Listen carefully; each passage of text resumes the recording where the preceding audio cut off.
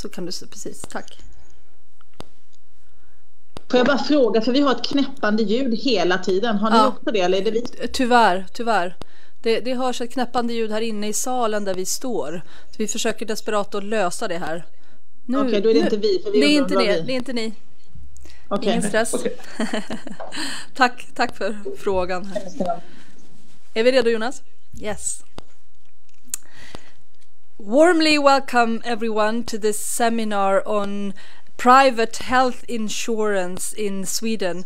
We will start this seminar in English because we have some very prominent international guests who will inform us about international trends and international markets for private health insurance, and I will shortly introduce them to you, and then we will have a discussion with some of the most prominent Swedish experts on this issue, followed by a comment by the responsible minister, Lena Hallengren, who has taken time from her extremely busy schedule to join us here as well a little bit later. It's tricky for me as a moderator because I will start in English and then we will switch to Swedish later on. For all of you who are following us in English, unfortunately, the second half will be in Swedish. For everyone who's most comfortable to follow us in Swedish, please do not hesitate to make comments, ask questions when you're following this live on Facebook. I will try to take your comments and questions on board as good as I can, and please do not have language as a barrier this time. So, since the year 2000, the number of private health insurances has increased from 103,000 to 680,000 people in Sweden. Private health insurance contribute very little to financing the care offered in Sweden. At the same time, they have a major impact on how healthcare and the healthcare system works. And if this development continues, the LO, the Swedish Trade Union Confederation, is determined the risk of an even more unequal healthcare system will increase. Fortunately, or unfortunately if you want, it is not only in Sweden that we have this challenge, that we have this problem. It's not only here that private health insurance is becoming more common. The development is certainly part of a global trend. Studies show that in countries with a high proportion of private health insurance, such as the US, Australia, New Zealand, it is easier to access care if you are a high income earner than if you're a low income earner. In Canada, an opposite path has been taken. There it has been decided to ban private health insurance in order to guarantee equal access to care. So what can we learn from private health insurance and how it has affected healthcare in other countries? Is there room for private health insurance in an equal healthcare system? Can insurance even contribute to more equal care? Or do politicians need to restrict or even ban them? Very glad that we can welcome some very prominent international experts on this issue, to be followed by comments from Swedish experts, and then we'll finish with comments from the responsible Swedish minister Lena Hallengren, and last but not least we'll also have a comment from Ulrika Lorenzi, who's an expert on these issues at the Swedish Trade Union Confederation, LO, that is an initiator of this seminar together with Arena Idé. My name is Lisa Pelling. I have the great honor to be your moderator today.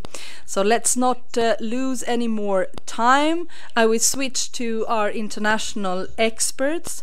We have with us Jonathan Silas, who is the coordinator for the London hub of the European Observatory on Health Systems and Policies.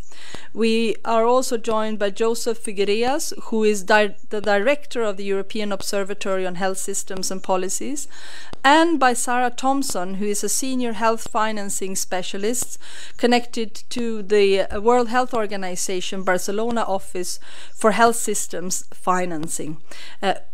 A warm welcome to the three of you, and thank you so much for taking time to study the Swedish case and inform us about what lessons for Sweden might be of the international experience with private health insurance that you have been studied. Jonathan, do I give the floor to you to start? Thanks, Lisa. I think actually, I think Sarah will start us off. Unless Giuseppe, do you want to give an introduction of the observatory, or? I'll follow at the end. Thank you. Great. So it'll be Sarah, then myself, and then Giuseppe. Thank you so much. Sarah, the floor is yours. Thank you very much, Lisa, and good afternoon, everybody. I just want to say that it's wonderful to be participating in this very interesting seminar, and thank you very much for inviting me to take part today. I am just going to put my slides up. Can you see my slides and hear me? Great. So I have the unenviable task of giving you a very short introduction to the challenge of managing and growing a market for voluntary health insurance in Sweden, and giving you a flavor of some of the international experience that we've gathered from other countries over the years. I think there's a mixture of good news and bad news for Sweden here. Let me start first of all by saying that voluntary health insurance is predictably challenging.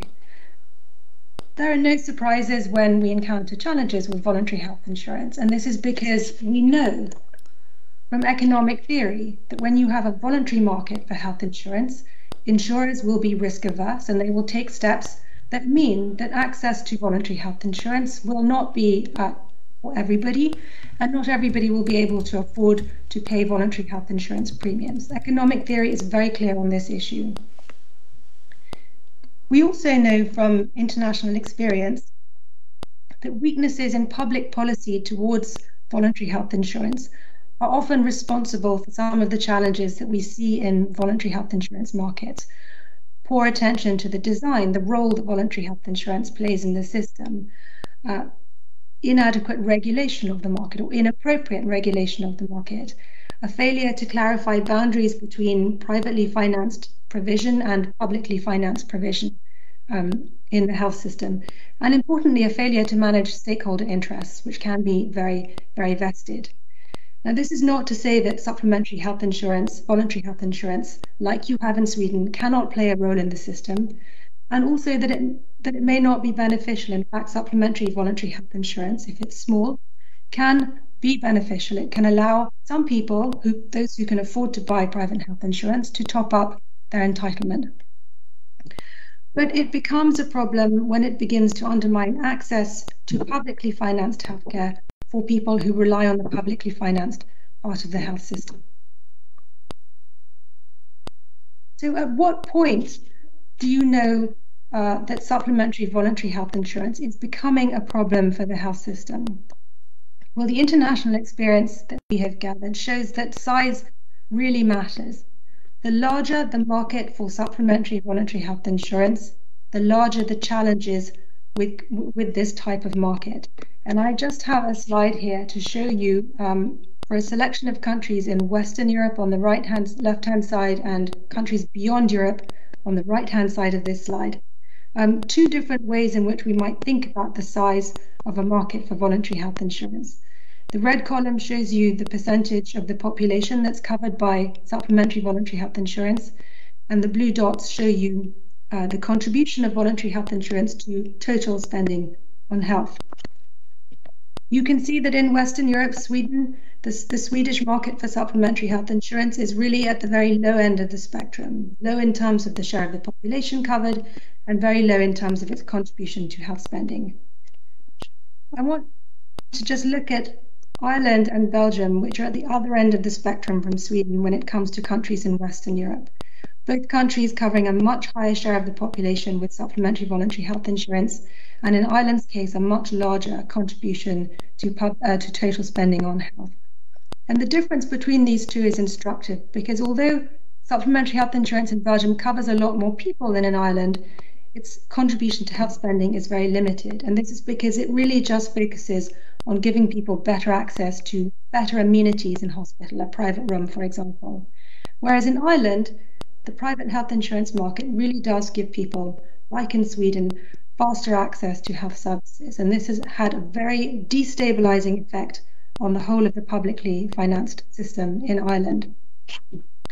And then if you look at countries outside Europe, the problems that you see in the Irish market, which is big, become even greater. In South Africa and Brazil, voluntary health insurance doesn't cover that many people, but its contribution to health spending is really huge. and it has a massively destabilizing effect on the health system, with really two-tier access to healthcare, similar to what you see in Ireland, but much worse in magnitude.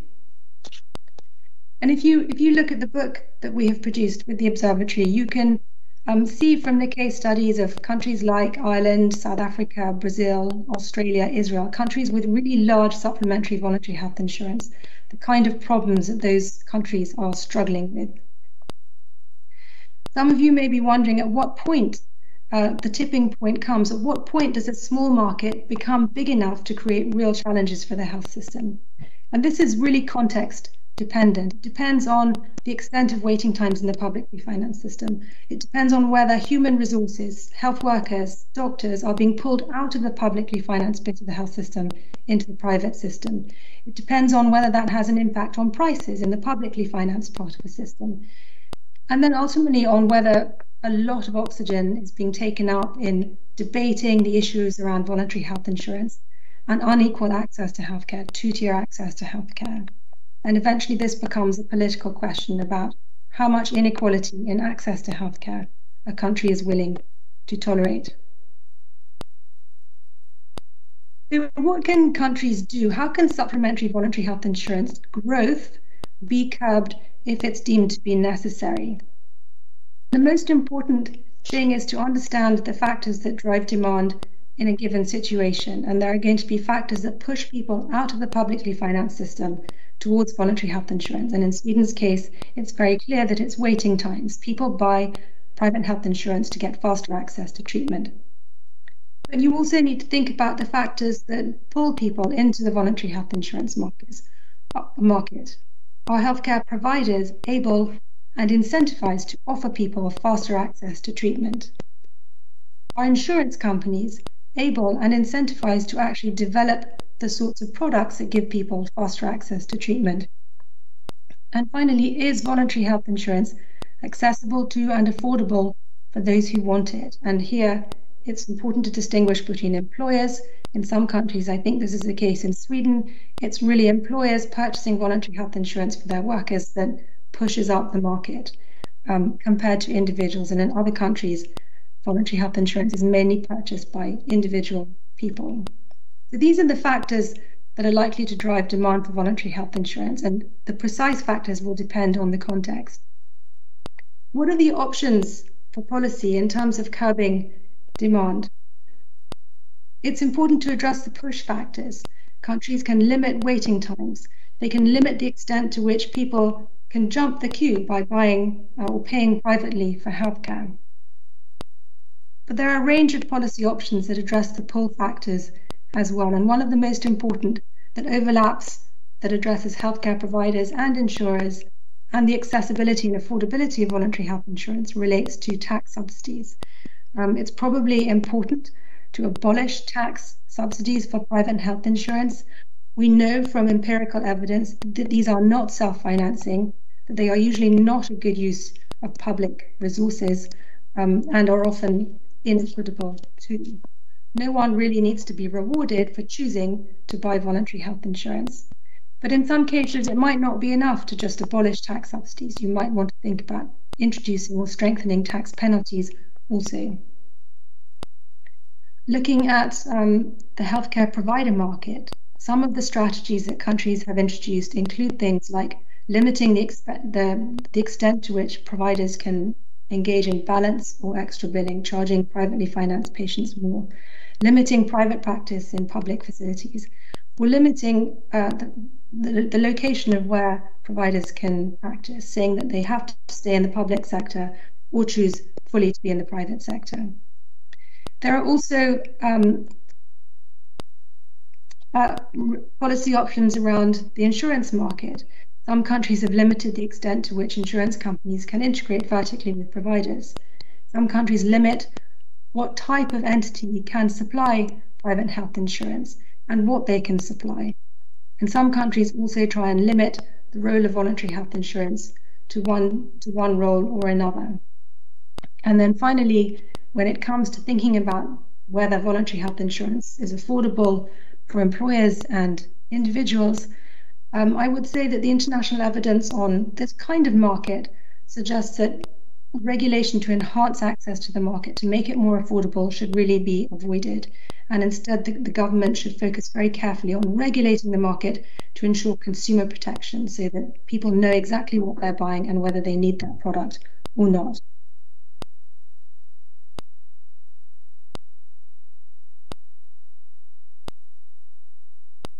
Oh, there we go.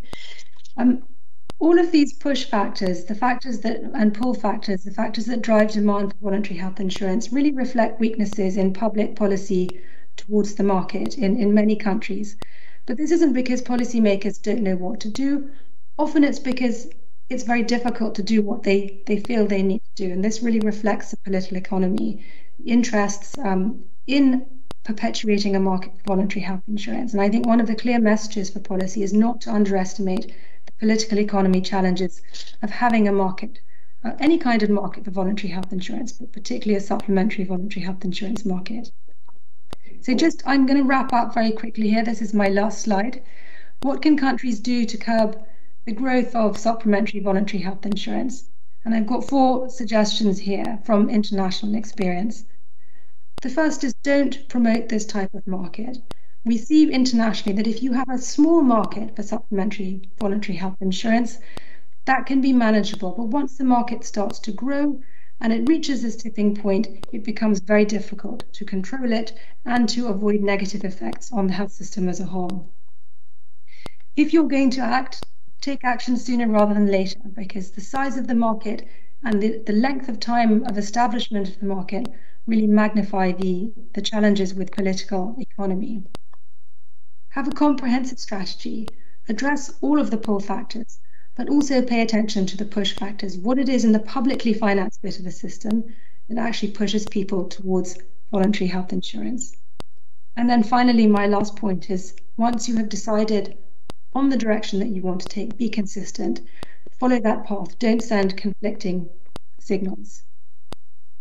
So thank you very much for your attention, and I will stop there and hand over to John Silas.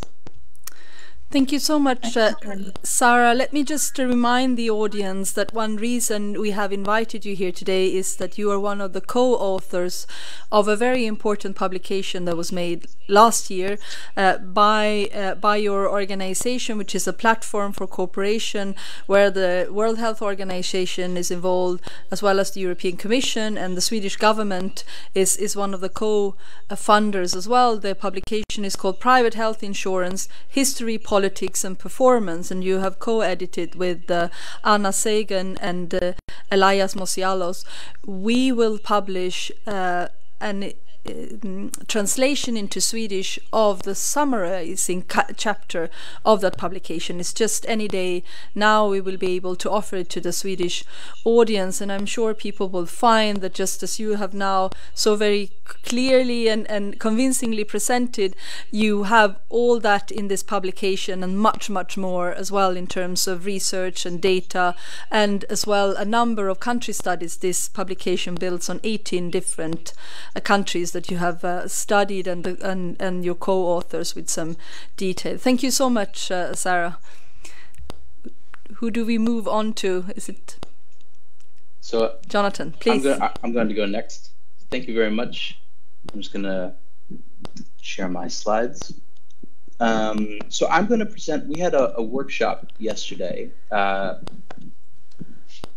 we go. We had a workshop yesterday where we talked about voluntary health insurance in Sweden and lessons from abroad for managing its growth. We invited a number of experts from WHO, including Sarah, from the European Observatory, as well as from a number of countries, Ireland, Canada, and Finland. And we chose these countries because they represent a very diverse mix of voluntary health insurance systems. So on the far end of the spectrum, of course, you have Ireland with a very large supplementary market with very few restrictions on providers as far as whether they are allowed to work in both the public and private sectors. On the other end of the spectrum, we have Canada, Lisa, as you mentioned, which for the most part bans supplementary insurance and also mostly bans dual practice, this ability to work in both public and private sectors. And somewhere in the middle, we had Finland, which has 3 parallel systems, but they're very segmented. So VHI is mostly for primary care. And so I'm going to focus on just 2 of the policy options we discussed in this workshop. to curb demand for voluntary health insurance. This comes directly out of the framework that Sarah showed. These are approaches that, the first one we talked about are approaches that looked at provider behaviors, providers' ability to engage with public and private sectors. And the second one is going to be looking at waiting times. So I think the first key message that came out of the workshop was that voluntary health insurance growth depends on the provider market. The voluntary health insurance industry can only grow if there are providers that are willing and able to take on privately financed patients. And so we look at a country like Ireland, there are generally no restrictions on providers. Providers are even able to see private patients in public hospitals. And so of course, this means that there's a large market of providers, so there's plenty of scope for growth of the voluntary health insurance market.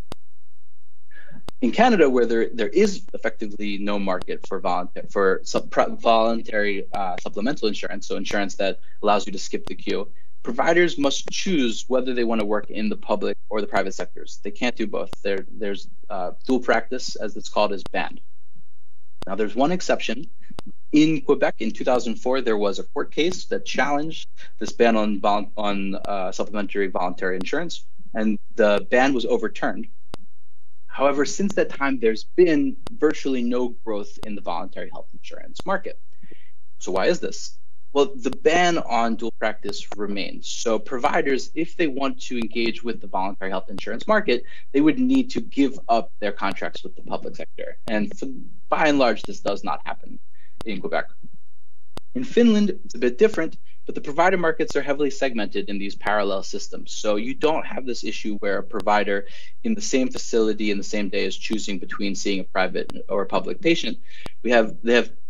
Providers cannot see private patients in public hospitals, and even for primary care, where most of the voluntary insurance is, the providers that see voluntary health insurance patients, they do this in their own facilities or through private providers that only see private patients. So the segmentation of the provider market, I think, is a crucial point, and one of the reasons that in Finland they're not so worried about the growth in the market. So a key question for you in Sweden is, how much dual practice do you want to allow? Do you want to be Ireland, or do you want to be Canada? Fortunately, it doesn't have to be so distinct between the two. There is a middle ground between them. So other countries allow some degree of dual practice, but it's not a free-for-all like it is in Ireland. So in countries like the UK and France, there are restrictions on private earnings, so how much a provider can earn from the private sector. So some percent of their gross income can come from private patients, maybe 10%. The rest is public. In other countries, there are incentives for providers to sign on to contracts that where they only work with the public sector. So this is the case in Spain, but also in Italy and Portugal, where there's better contracts for providers who choose to only work in the public sector. There are also countries that allow some use of public facilities, some very limited use of public facilities for private patients, but we didn't really discuss this yesterday as an option.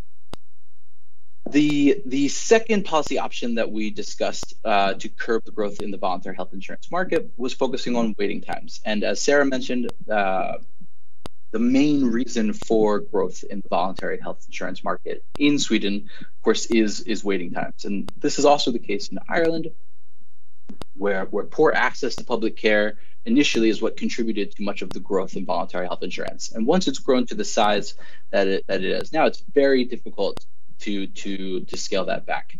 So the current focus in Ireland is, rather than focusing on the voluntary health insurance industry, is focusing attention on putting more resources into the public sector to address public sector waiting times. So really trying to address this from the rationale for VHI demand, not so much concerning themselves with the industry itself, but focusing on reducing waiting times. Another interesting approach that's used in Ireland for some services is common waiting lists. So for some services, the waiting list, it doesn't matter if you're a public or a privately financed patient, you are on the same waiting list. And so this is this ensures that people do not skip the queue. And this is only for selected services in Ireland, but it's been broadly acceptable and seems to be working. As I mentioned, in Canada, the only real exception to the ban on supplementary insurance is in Quebec.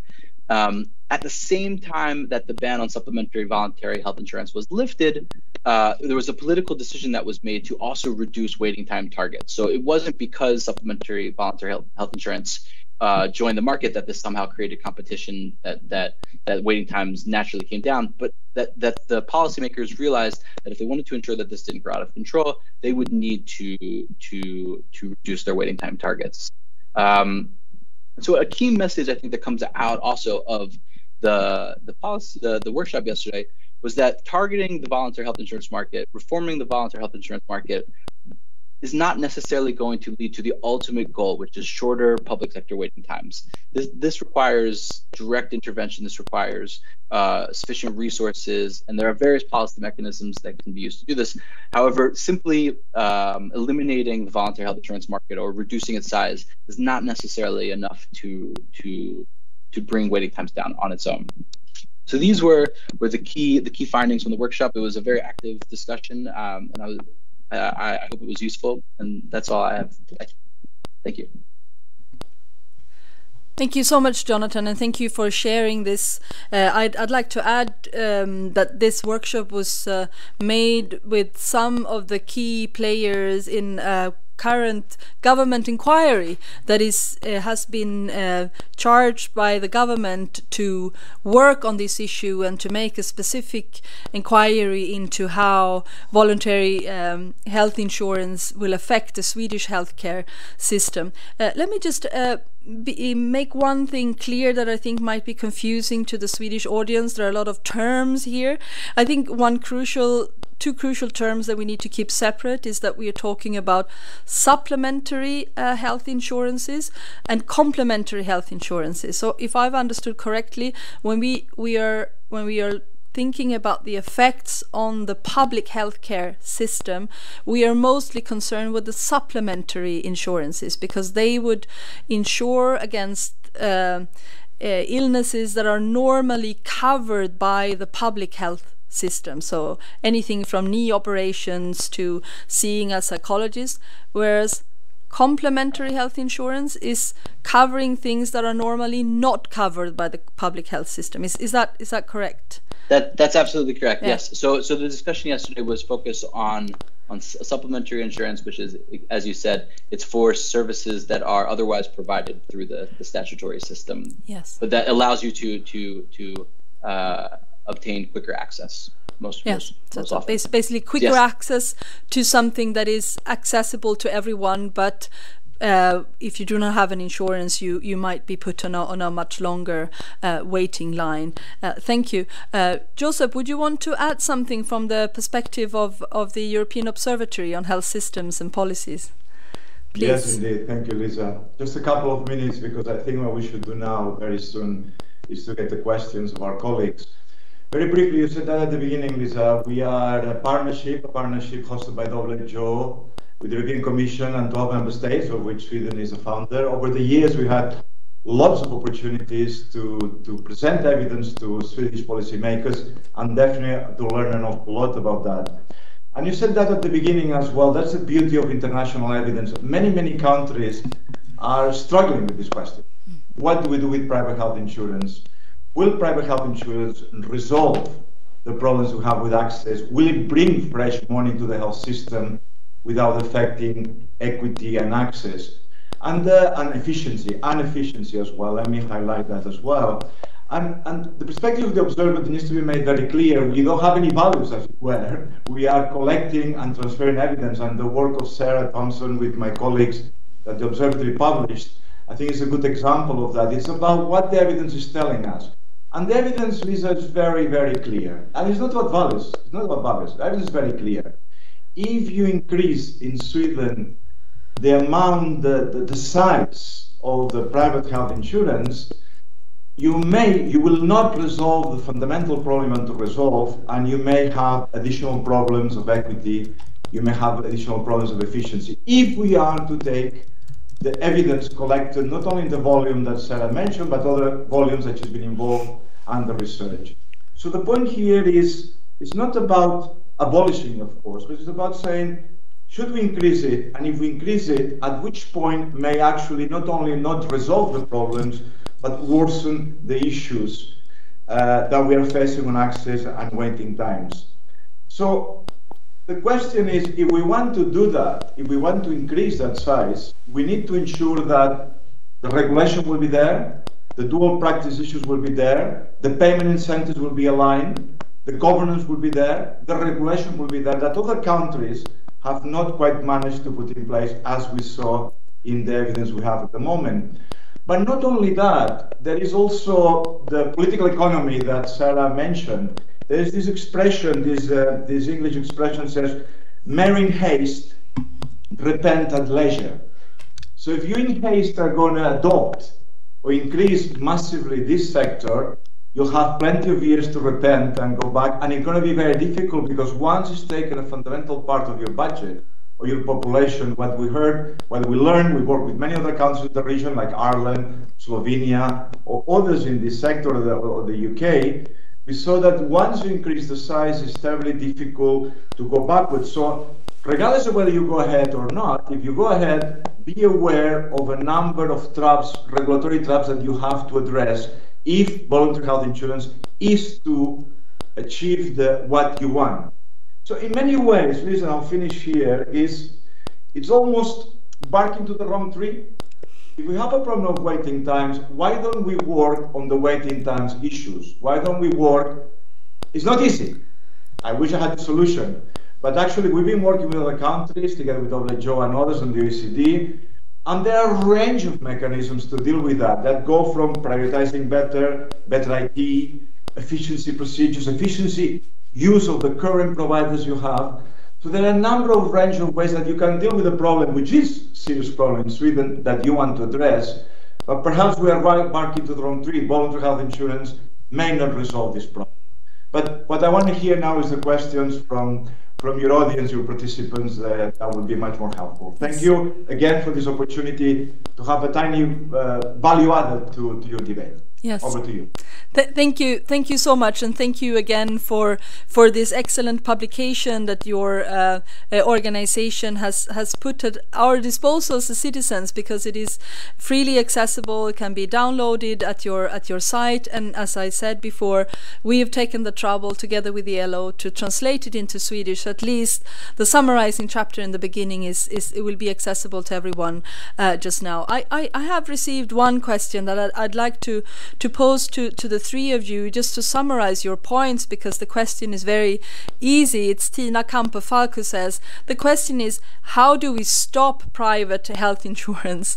From the starting point, what is the most important measure to be taken if you want to stop this development? I suppose that the background in Sweden, as you have learned when you prepared for the workshop you had yesterday and for your participation today, is that there are two worrying trends, I think, from your perspective in Sweden. One is that if small is beautiful, the size of Swedish private health insurance has increased quite dramatically over the past 2 decades, from around 100,000 people with a private health insurance to almost 700,000 people today. So we have a development where size is increasing.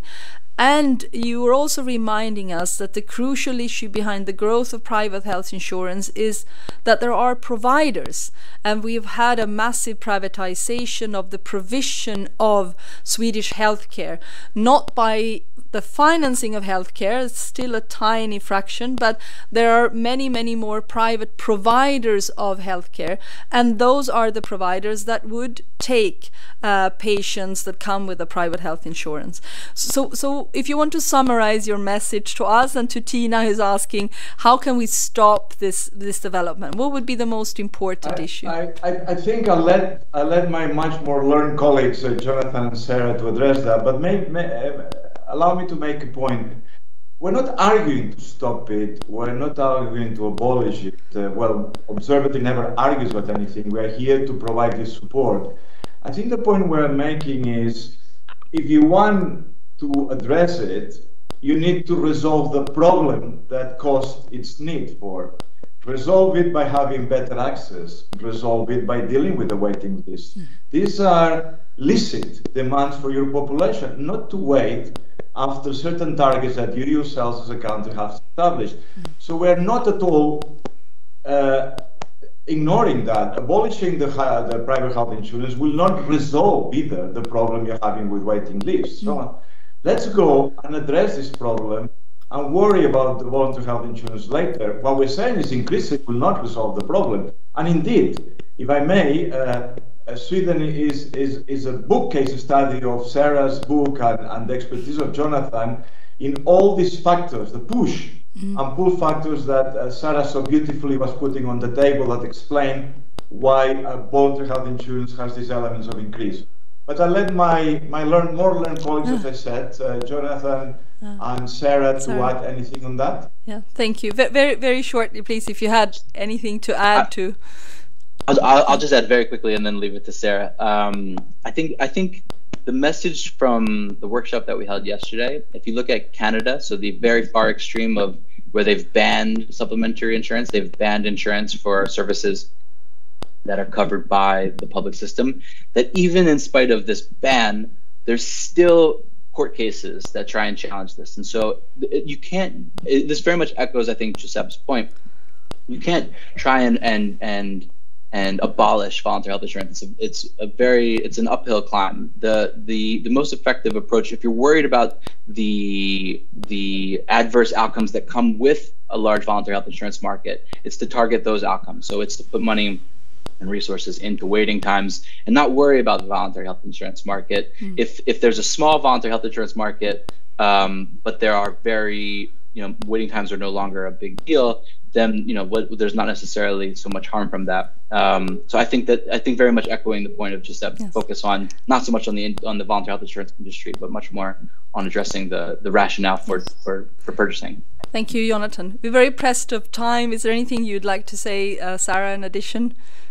Just to say that I echo everything that Giuseppe and John said, so I won't repeat. And I hope that Sweden will take action sooner rather than later, so we won't have to have a book chapter on Sweden in our next publication. Thank you. Your message is getting across, Sarah. Thank you so much. And I'm so sorry that we're not able to offer you a possibility to join the debate now in Swedish. But we're looking forward to inviting you again. Thank you so much.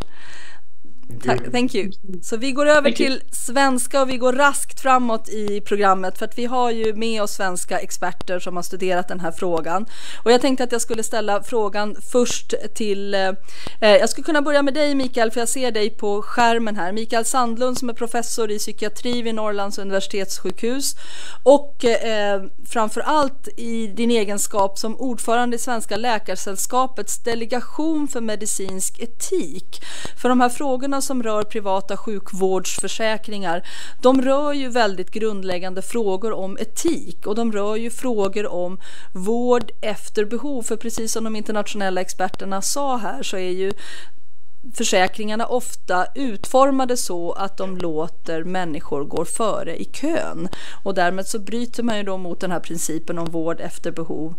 Mikael, vad är ditt budskap till oss idag när det gäller privata sjukvårdsförsäkringar?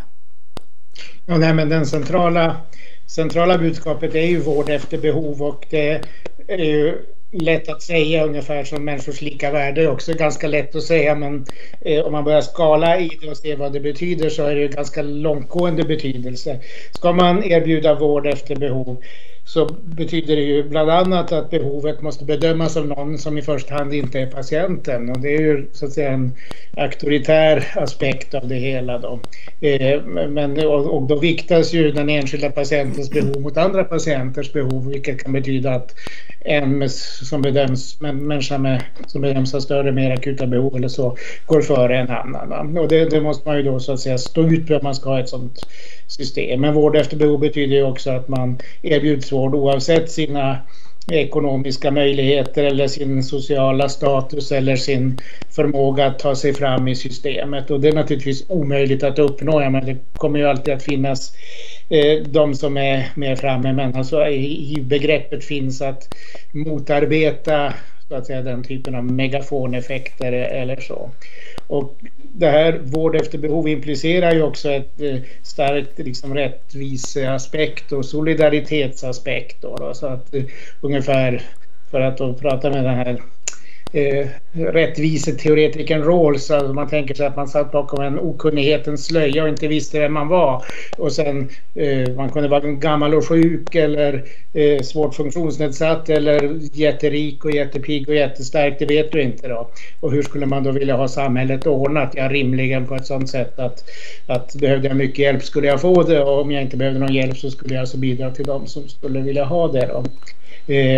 Och det här betyder ju också då att vård inte är en utkrävbar rättighet. Och därför innebär ju de privata sjukvårdsförsäkringarna ett avsevärt brott mot det, för att där har man ju så att säga köpt sig en utkrävbar rättighet, och det främsta försäljningsargumentet är ju snabbare tillgång till specialister.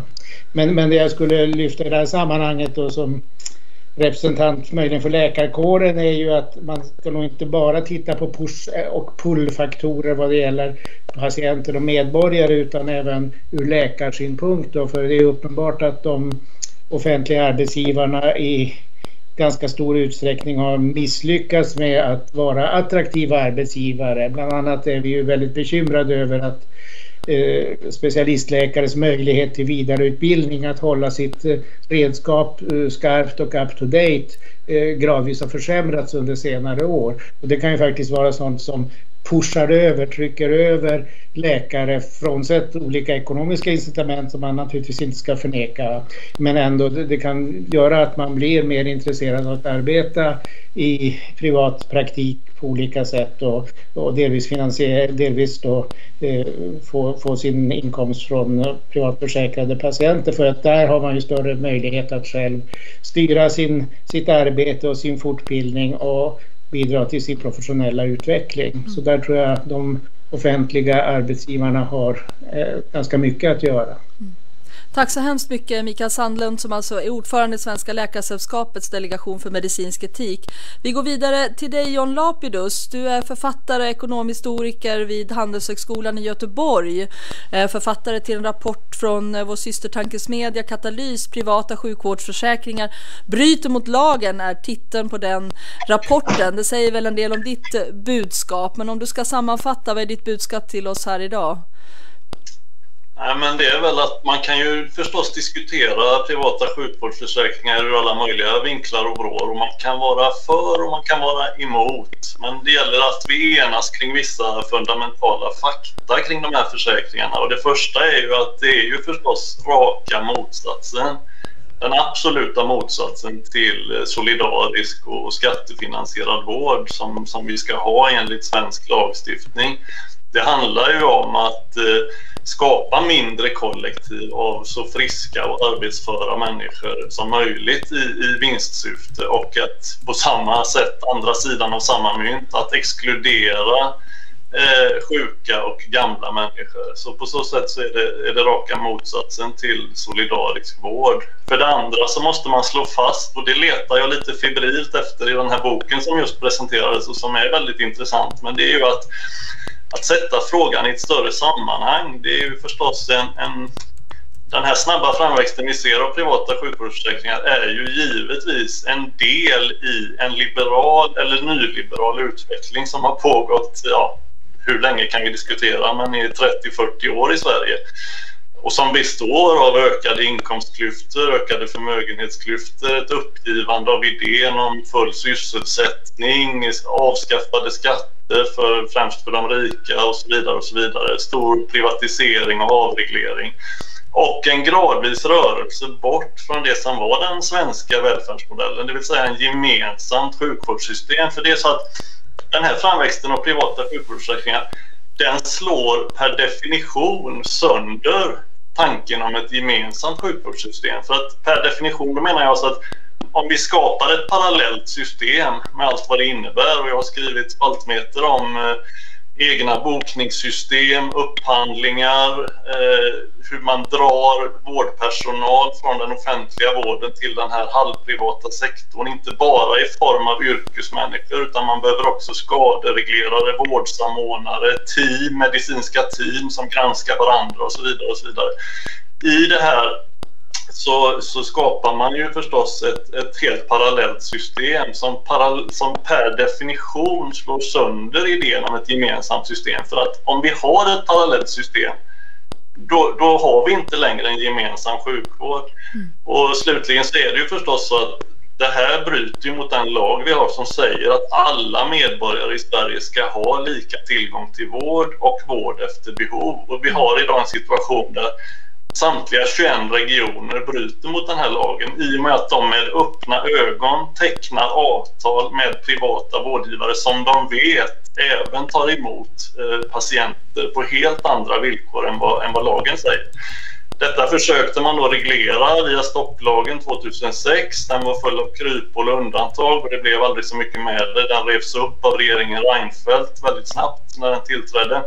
Men det visar också att det är ganska svårt att reglera de här sakerna. Nu tror jag man håller på att jobba med en ny sån här stopplag då. Men i grunden så handlar den här frågan om, precis som du var inne på Lisa förut, om privatiseringen av driften. För det är driftsprivatiseringen, alltså den storskaliga privatiseringen av driften som påbörjades redan i början av 90-talet som driver den här utvecklingen. Så i grunden så är det här en fråga om vinster i välfärden. Tack så hemskt mycket John, och du har som sagt skrivit mycket om detta så det finns mer att läsa om vad dina budskap är i den här frågan. Så jag går till Eva Erlandsson nu som är seniorekonom vid branschorganisationen Svensk Försäkring. Välkommen hit Eva. Du representerar ju många av de företag som erbjuder privata sjukvårdsförsäkringar i Sverige. Hur ser du på utvecklingen och vilken typ av reglering skulle du och Svensk Försäkring vilja se av den här branschen? Jag skulle först vilja ta fasta på 3 saker som forskarna lyfte här i sitt föredrag. Ett var att small is beautiful.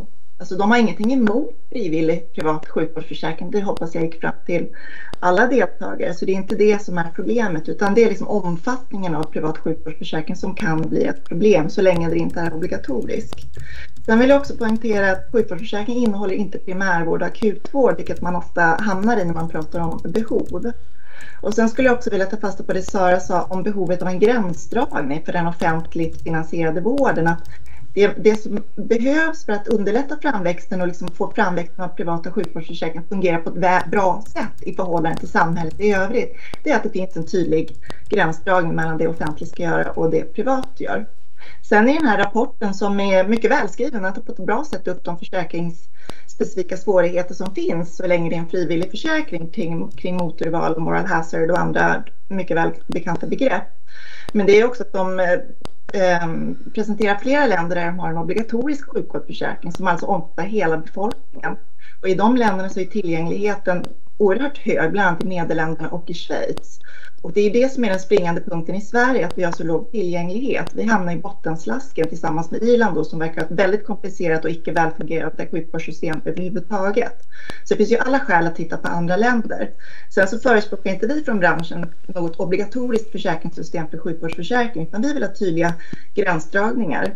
Och vid det här seminariet igår som jag deltog vid så var Finland med som ett exempel. De har en obligatorisk företagshälsovård som även verkar utföra uppgifter som ligger inom vården. Så den överlappar sjukvårdsförsäkringen så som den ser ut i Sverige vad jag förstod.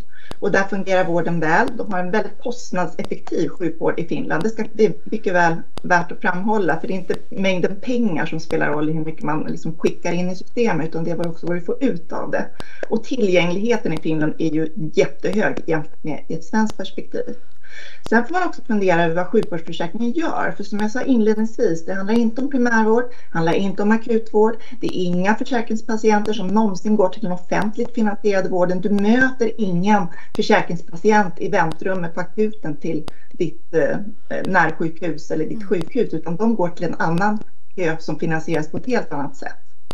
Och de främsta som tecknar den här försäkringen, det är arbetsgivare och framförallt små och medelstora företag som dels behöver uppfylla sitt ansvar enligt arbetsmiljölagen, och det är därför insatser som är förebyggande och rehabiliterande är skattefria, och det gäller även företagshälsovården som är skattefri. Det andra är att små företag har väldigt små marginaler. För att klara en person som är sjukskriven i 2 veckor och de har en sjuklöneperiod, det kan fälla ett helt företag. Alltså är det av stor vikt att ha personalen på plats. Och många talar om att sjukvårdsförsäkringen bidrar både till att undvika sjukfrånvaro men också till att korta ner sjukfrånvaron. Och det vet vi att om företag växer i Sverige, anställer många individer som sedan betalar skatt, så ökar också skatteintäkterna till staten och det kan användas till vår gemensamma välfärd. Tack så hemskt mycket, Eva. Det kommer in många frågor här på Facebook bland de som följer. Vi har ont om tid, men det finns en fråga som gäller just den här gränsdragningen och som också Kanada-exemplet aktualiserar, där man alltså har sagt att det är inte otillåtet att teckna privata hälsovårdsförsäkringar. Man får gärna göra det, men en vårdgivare som har ett avtal med den offentliga vården får inte samtidigt ta emot en privatfinansierad patient, utan den så att säga begränsar man till mottagningar som enbart tar emot privatfinansierade. Man så att säga förbjuder det här som på engelska kallas för dual practice. Kristine Wapple ställer den frågan: kan man begränsa de privata försäkringarna till att bara gälla privata mottagningar? Och då tänker jag mig att hon menar just mottagningar som enbart är privata. Vad skulle du säga om ett sådant förbud mot dual practice i Sverige? Skulle det vara möjlig gränsdragning? Alltså från försäkringsbranschens sida så spelar det rent krasst ingen större roll så länge det finns privata vårdgivare som säljer sina tjänster till oss.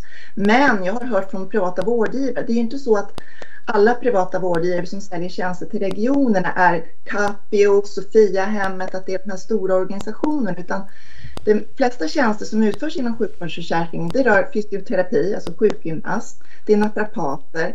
De har ofta ett eget mindre företag, de kanske har en anställd om ens någon. Och för ett sådant litet företag att dela upp sin verksamhet i två och halva tiden ha ett bolag som servar regionpatienter och ett annat bolag som servar försäkringspatienter. Det blir en väldigt tung administration för ett litet företag. Och det här sätter också konkurrensen ur spel då gentemot de större aktörerna som utan några större problem kan dela upp sin verksamhet. Så från försäkringsbranschen, det spelar inte jättestor roll, men det skapar problem för vårdgivarna och det påverkar ju även den vård som vårdgivare kan sälja till regionerna. För då kanske en mindre vårdgivare väljer att bara sälja till försäkringsbranschen och säger upp sina avtal med regionen. Så då hamnar man i en resursbrist gentemot det offentliga. Tack så hemskt mycket, Eva. Vi måste tyvärr gå vidare. Vi går vidare till dig, Lena Hallengren, som är socialminister och den minister som i sin stora portfölj också har den här frågan. Hur ser du och regeringen på frågan om privata sjukvårdsförsäkringar? Nej, men vi är ganska bekymrade faktiskt över den utveckling som vi har kunnat se under en tid och inte minst det faktum att det ökar i ganska snabb takt. Jag tycker inte att det är relevant på något sätt att göra jämförelsen med skolmarknaden till exempel. Det skulle också börja med bara små aktörer som skulle komplettera systemet.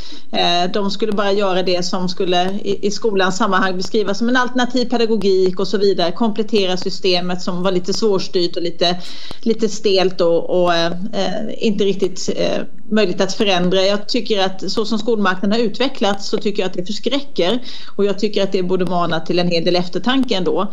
Därför att någonstans så börjar det och i grund och botten tänker jag att åtminstone efterföljande diskussionen här har ju handlat om hälso- och sjukvårdslagen som ska verkligen stipulera vård efter behov och jag tycker att det gäller liksom hela vägen och jag är väldigt bekymrad över utvecklingen. Jag vill också säga att det bekymrar mig ibland också lite grann att det faktiskt inte finns någon som riktigt står upp och säger att man tycker att det här är en bra utveckling samtidigt som man inte är beredd, och jag tänker från oppositionens sida och högern, där man inte är beredd att liksom diskutera några förslag som styr upp, som begränsar, som tar kontroll över den här marknaden, utan man låter det liksom bara rulla på. Det bekymrar mig väldigt mycket.